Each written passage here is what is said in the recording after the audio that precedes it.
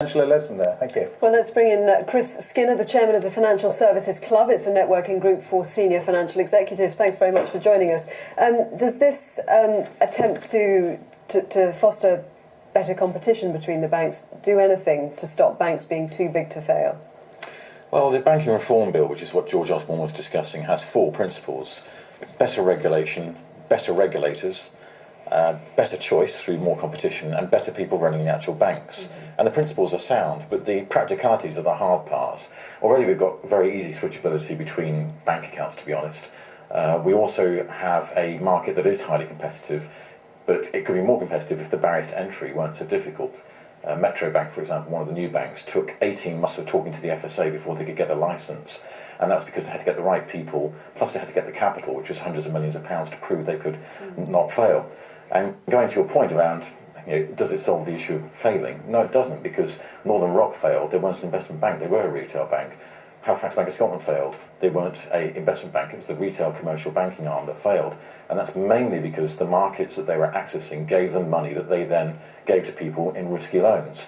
And that's the bit that hasn't been addressed yet. So does the suggestion that if banks didn't play by the rules, they could see their retail and investment parts forcibly separated address that?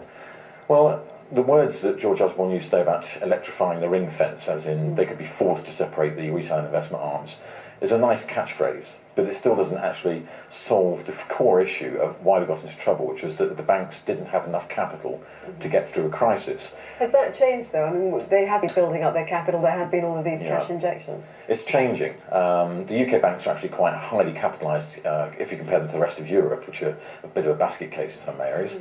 But even so, what this rule about the ring fence means is that each part of the bank has to have a capital level that's high. So actually our banks will be having more capital, higher than anywhere else in the rest of the world, to cover all of their ring fence pieces.